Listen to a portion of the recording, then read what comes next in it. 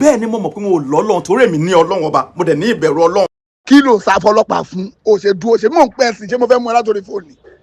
play enter. ó ní ẹ ṣe mo. ẹ̀yin èèyàn mi mo kí n káàbọ̀ síkànnì Odùduwà Voice TV. ọ̀rọ̀ Alfa Sunna àti King Dr. Saheed Òṣùpá ó má tún ti bá àrà ọ̀nà ìmí yọ. bí mo ṣe ń bá yín sọ̀rọ̀ báyìí ǹjẹ́ jẹ́ mọ̀ wípé Alfa Sunna má tún ti kígbe síta ó má tún ti fi gbé ta ó ní àwọn ọlọ́pàá alágbọ̀n wọ́n má ti competition sóhun báyìí. ẹ wo bí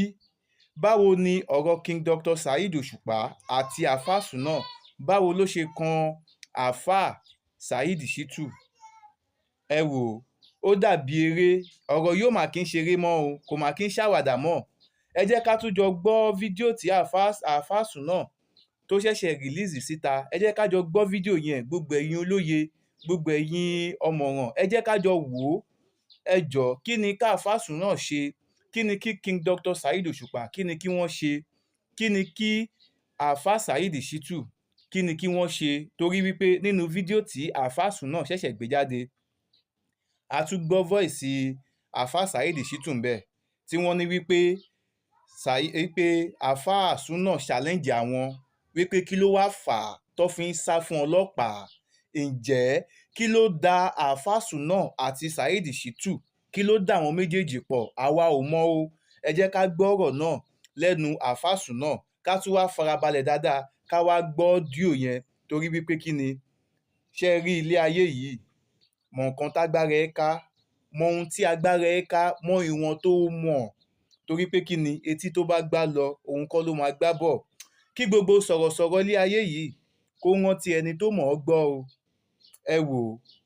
ọ̀rọ̀ yìí ní agbára pọ̀ torí àwọn fans mi wọ́n tiẹ̀ jẹ́ kí n gbádùn bó ṣe ń pè mí láti Canada ni wọ́n ń pè mí láti Australia ni wọ́n ń pè mí láti Netherlands lọ ní Bayo Black ṣé ò ní sọ̀rọ̀ lórí nǹkan tó ń ṣẹlẹ̀ láàrin Saheed Òṣùpá àti Alfa Sunna. mo ní ẹ ti mọ̀ èmi Bayo Black wípé I'm a busy journalist iṣẹ́ pọ̀ ní iwájú mi àmọ́ onílùú ò ní gbà kí lu òun ó bàjẹ́ torí lórí social media yìí ibẹ̀ làwa wà ibẹ̀ ni Ọlọ́run fi ṣọ́ọ̀bù tàwa sí. peacemaker orí social media òun dẹ̀ lèmi Bayo Black bẹ́ẹ̀ èèyàn mi náà ti ṣe mọ̀ wípé ẹ wo bí ẹ ti mọ̀ ọ̀rọ̀ tèmi ẹnu onípọ̀n òun náà láti ń gbọ́ pọ̀n. ẹ jẹ́ ká Alfa Sunna fúnra rẹ̀ ẹ jẹ́ kó farabalẹ̀ ṣàlàyé ohun tó da òun àti Alfa Sunna pọ̀ because ìgbà tá a rí petition à ń wò pé ṣé King Dr. Saheed Òṣùpá ló kọ petition ni ṣáwọn fans ni wọ́n kọ petition àmọ́ ó dàbẹ̀ ni pé ọ̀rọ̀ ò lọ bá a ṣe wò ó yẹ jẹ́ ká jọ wò kẹ́ wá bá mi dá sí ẹ fi èròǹgbà tiyín ẹ fi sí under comment section. kí ni ó yẹ kí Alfa Sunna ṣe kí ló yẹ kí King Dr. Saheed Òṣùpá kí ló yẹ kó ṣe kí ló yẹ kí Alfa Saheed Shittu kí ló yẹ kí wọ́n ṣe. ẹ jọ ẹ bá wa dá sí ẹ yẹ ká jọ wo fọ́nrán náà. send invitation letter sí mi àti ìmọ̀ o ẹ má bu ẹnì kankan mọ́ o àti ìmọ̀ bẹ́ẹ̀ ni àmọ́ nǹkan kan tí mo fẹ́ sọ fún gbogbo ọmọ Nàìjíríà nígbà tó di ìrọ̀lẹ́ àná kọ̀ọ̀kan pè mí léra ìpínkì kọ̀ yẹn torí pé mo ṣèfù nọ́mbà ẹni yẹn sórí fóònù mi mo mẹ́ni yẹn dáadáa máa pé akílódé tẹ́ni fi ń pè mí kílódé tó fi ń pè mí ìwà gbé kọ̀ yẹn ìmọ̀ọ́mọ̀ gbé ni nígbà tí ìmọ̀ọ́mọ̀ gbé bẹ́ẹ̀ ni ẹ ṣe send voice note sí mi nìyẹn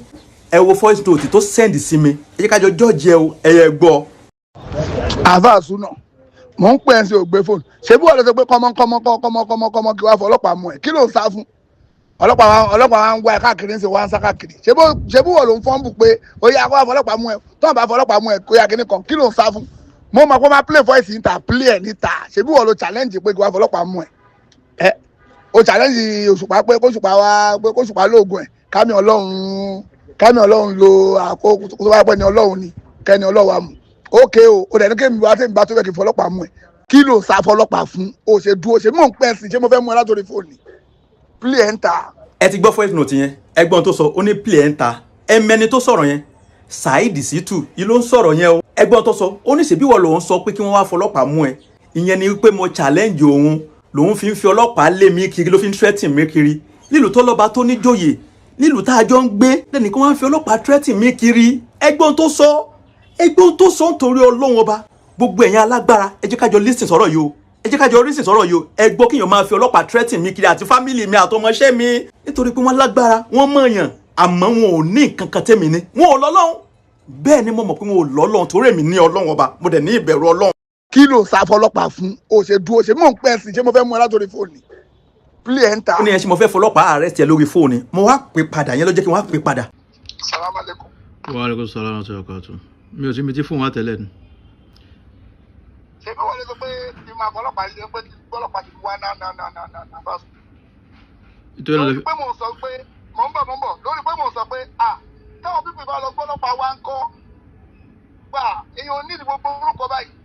ọ̀la kébì gbọ́lọ́pàá tèmi wá sí kébì wá táwọn ìpìyàn bá mú ẹ kọ́ kébì wá gbọ́lọ́pàá mú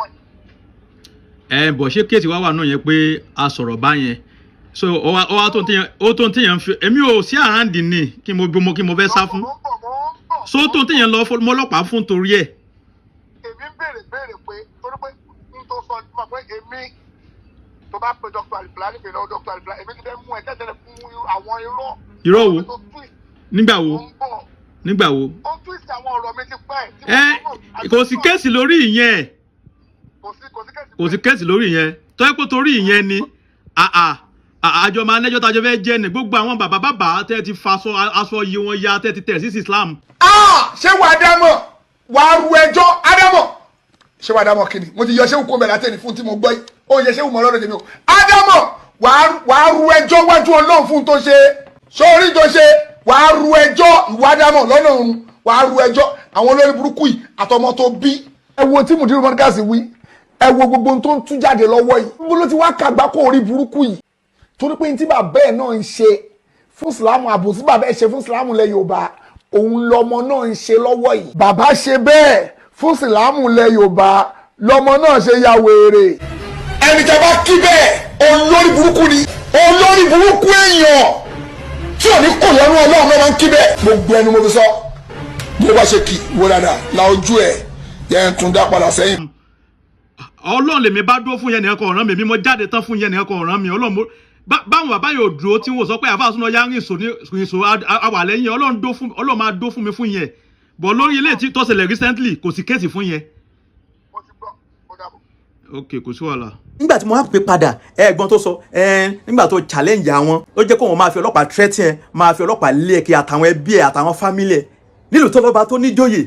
kéèyàn kan wá máa fi ọlọ́pàá threaten yàn ẹ wá gbọ́n tó sọ ó ní mo ti ṣe òun tẹ́lẹ̀tẹ́lẹ̀ ìjẹ́ kí ni mo ṣe ó ní mò ń twist ọ̀rọ̀ òun gbà yẹn mo ti sọ fún Dr. Alifula ní pé òun fẹ́ wá arrest mi ẹ gbọ́rọ̀ ok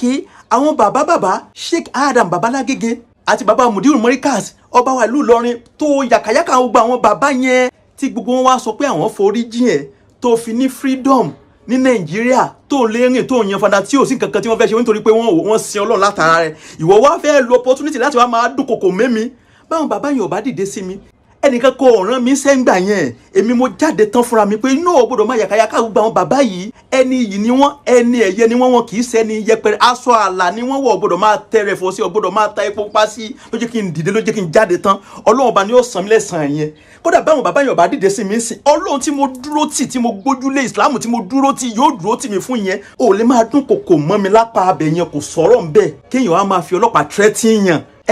ṣe rí pé máa ń gangan ni eku ẹ dánsìn òun la lè máa pè ní èṣù tó tún fúrú náà sí ọ̀rọ̀ yìí torí pé tí kì í bá ṣe pé òun ló tún fi ọlọ́pàá threaten mi kiri ni ìní release video tí mo release tí mo ti ń pamọ́ra for so many years tí mo ti ń dá ẹkún sun fúnra mi tí mi ò dẹ̀ ń bá tèmi lọ pé tó Ọlọ́run ọba lọ́ba ti ń la ẹ̀dá pé kọ́ lọ́wọ́ kọ́ mi yọ kọ́ là mí nígbà tó tún wá gbé tọlọ́pàá dé ló jẹ́ kí n release video yẹn kí mo fẹ́ fi ṣe kí ni mo fẹ́ release yẹn fún nígbà tí wọ́n sọ pé kí n ṣe video apology lórí ti invitation letter bí yẹn ṣe jẹ́ nìyẹn ṣé wá rí gbogbo ohun tí mò ń play yẹn ẹ̀rí ni mo fi ń ṣe torí kò sí òdodo mọ́ láyé tó bá sọ pé lágbèjà ṣe gbá ó ṣàwo ọ sọ báyìí fún ọ wọn ò ní bìlífù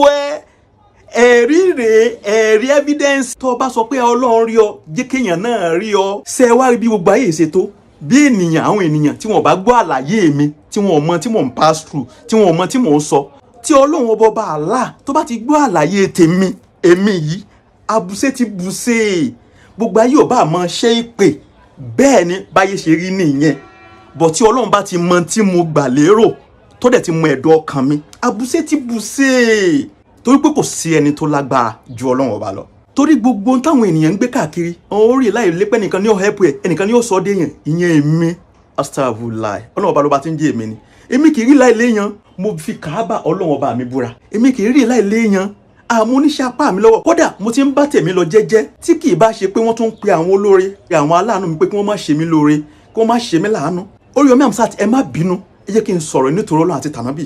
ìgbà tí wọ́n fi ní challenges pẹ̀lú àwọn àti Princess Naomi. Yes, ó nígbà tí mo fi ń para kóòtù every week ni mo máa ń para kóòtù láti Èkó wá sí Ìbàdàn pẹ̀lú àwọn ọmọọṣẹ́ mi láti Èkó wá sí Ìbàdàn gbogbo kóòtù yẹn pátá ni mò ń pẹ́sẹ̀tì ń bẹ́ẹ̀ ṣebí nítorí pé mo nífẹ̀ẹ́ sí wọn náà ni èmi náà ti dá mi síwájú fún ambition tí wọ́n lọ fún yìí mo kó gbogbo àwọn content creator lọ sí Ìbàdàn mo ṣe polo mo ṣe fìlà mo sanwó hòtẹ́ẹ̀lì èmi náà ti dá mi síwájú kí n fi support ẹni tí mo nífẹ̀ẹ́ tí wọ́n á sọ pé àwọn fẹ́ ra mọ́tò fún mi mo fẹ́ fi ṣiṣẹ́ sí wọn náà ni kẹ́nìkan tó wá pè pé mọ́ ṣe fún o mọ́ ra mọ́tò ẹ fún o kẹ́nìkan tó sọ pé kí wọ́n lọ kọ́ sórí wa àwọn ò gbowó sílẹ̀ pé kí n fi ya fíìmù kẹ́nìkan tó wá pè pé ẹ má help ẹ o ẹ má ṣàánú ẹ o. mo tún wá rí àáfàá kan tóun náà tún ṣe fléńgé tó tún sọ̀rọ̀ lórí ẹ̀rọ ayélujára lẹ́nu ọjọ́ mẹ́ta sọ yẹ kẹ́ ẹ sọ̀rọ̀ sẹ́bẹ̀yìn gan pè mí wọ́n náà wọ́n pé Saheed Òṣùpá sọ pé ká má sí ẹ lóore ẹ̀yin gangan sọ fún mi ìmọ̀ mọ̀ fẹ́ dákọ̀ ìfẹ́ ká yóò drag yín ni ẹ̀yin náà tún wá jáde àní kò sóòtì tọ́ mọ́ láyé gbogbo ọ̀rọ̀ ti kún fáyé kí gbogbo ayé ọmọ gbà mí gbọ́ àmọ́ Ọlọ́run ọba orí nù mi ọ̀rọ̀ kàn mí mi ò bá ṣe fẹ́ kó rí fún ọmọ làkejì kó rí fún mi bẹ́ẹ̀ àti lágbájá fẹ́ ṣe gbá fún mi àti tàmẹ̀dò fẹ́ ṣe gbá fún mi tí wọ́n bá ṣe fún tó yẹ pé mọ́tò yẹn náà bá fẹ́ ṣe púpọ̀ tá mi nǹkan ṣé mo mọ̀ ni èmi ti fi gbogbo ẹlẹ́fọ́ lọ́hùn mo ti fi gbogbo ẹlẹ́fọ́ lọ́hùn gbogbo ayé ẹ lè máa ṣépè ẹ lè máa sọ tó wù yín àmọ́ àárín èmi àtọ́ lọ́hùn ní kọ́ lọ́hùn sì dájọ́